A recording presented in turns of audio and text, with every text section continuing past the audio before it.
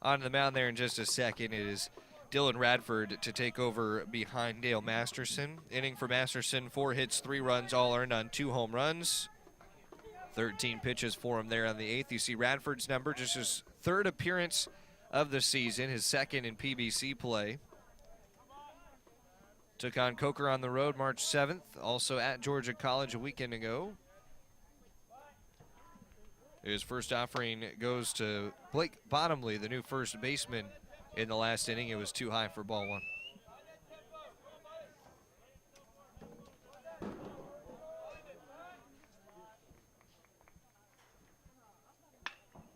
Bottomley hits this to left, and Luke Jackson over to his right. Collect the catch for the Braves. 1 gone in the top of the 9th, and a good start out of the bullpen for Radford, the freshman out of Selma here in North Carolina. Also a defensive change for the Braves in the inning with Alex Simpson taking over as the catcher. Pinch hitter here as well for the Pacers. Andre Brown III will bat for Aiken.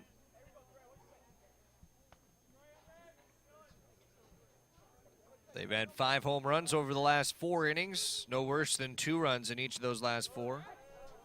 Breaking ball for a strike to Brown.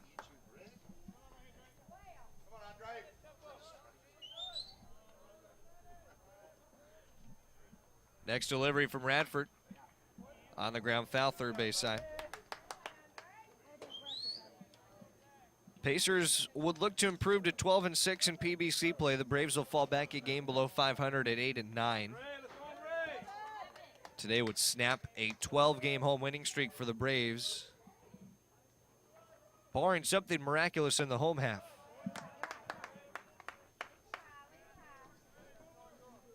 Tip your cap to the Aiken pitching staff today, holding a Brave offense that averages 9 runs a game at bay. Radford's 2-strike offering. On the ground, hard at short. Mobley will have it there. No trouble on his throw to Bockham. 2 away for the Pacers. The shortstop, Chandler Rogers. A bad little outing here from Dylan Radford.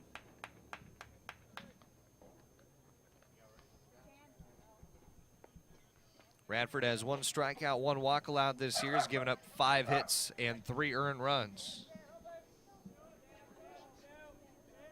Chandler Rogers waiting on the offering from Radford, and it's a strike over the lower outside corner.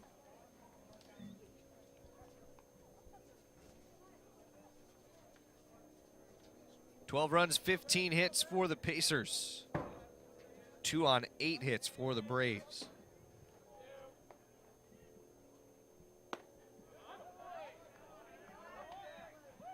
Radford gets another right there, and it's 0-2. As we mentioned, the Braves do well when they get double-digit hits, and they haven't hit that clip yet today. Really been calmed down. We were talking about it in the 6th inning with a couple outs. It'll look like for sure a thing the Braves will get to 10 because they were already at 7 at that point, and you figure 3 more innings to try to get that done. You figure this offense usually produces a hit per inning. But a really nice job by the relief pitchers for USC Aiken behind Christian Aragon. Yeah, by no means is the Braves lineup getting overpowered. They've been hitting the ball hard. It's just been right at people, and sometimes the game just doesn't go your way, and it's just been kind of that day for the Braves. And a great example of it was the ball that Roberto Rivera hit hard down the line at first base. That Bottom was able to step over 1 step and step on the bag to double him up. Batter hit by a pitch, Chandler Rogers. Let him aboard. First base runner allowed by Dylan Radford. So with 2 outs here in the 9th, he'll face the top of the card, Jose Bonilla, the center fielder. Definitely not something you want to do after getting the batter in an 0-2 hole, but hopefully Radford can figure out a way to get out of the inning here. Been a good outing for him so far. Simpson able to block that pitch. Alex Simpson, the brother of Hank Simpson, Braves relief pitcher we saw yesterday in the 8-3 win.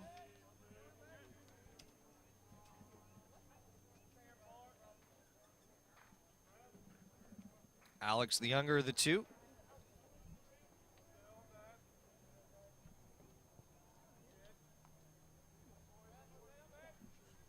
Lead at first for Rogers. Simpson trying to get the block to it, but up to second base goes Rogers.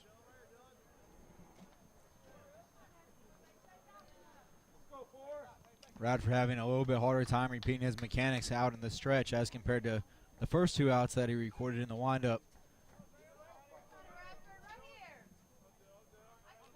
Jose Bonilla, big day, 4 hits today. Perfect 4 for 4, also had a walk. 5 Pacers behind Bonilla have 2 hit efforts.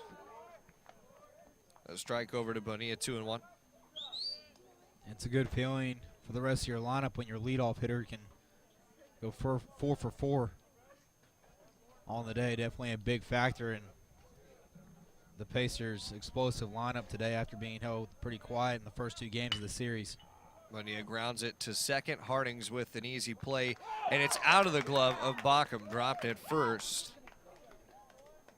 It should have been out number 3 here in the top of the 9th, but Bockham lets it go at first base, and it'll prolong the inning.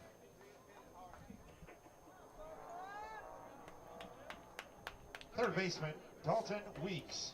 Some more damage, 44, let's go. Error goes against Ethan Bockham. Couldn't see it into his glove, and Dalton Weeks will get another chance after his 2-run home run an inning ago. Yeah, and Balcom's made some stellar plays all week and some great stretches at first base and hung in there on a couple tough throws up the line. That one just unfortunate, just took his glove off, probably the easiest catch he would have had to make all weekend. Ball, no strikes to Weeks with that last pitch in the dirt. Anything at this point off of Radford will be an unearned run if the Pacers can scratch it in the 9th. Would have been the first time Bonilla would have been recorded out on the day, but said he reaches base safely for the 5th time. Simpson having to block another. 2 balls, no strikes to Dalton Weeks.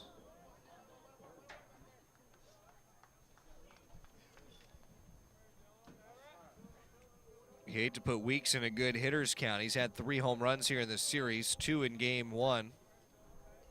Went to right field in the 8th. Crushed a couple big shots back on Thursday.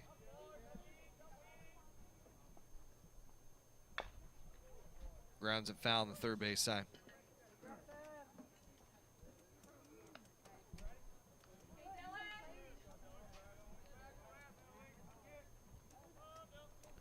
Weeks, one of the 5 home runs hit here today. That's really powered the Pacers offense. Putting up runs in each inning since the 5th.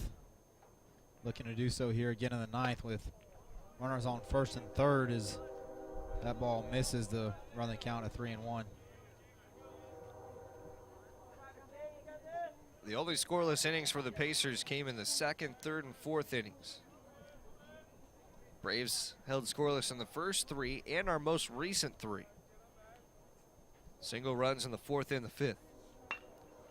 Weeks hits this towards second. Hardings will flip to Mobley, and they're able to convert that for out number 3. Pacers get a base runner, well, 2 base runners, 1 hit by a pitch and 1 error, but they leave them both on. Braves need 10 in the bottom of the 9th when we come back. Adidas.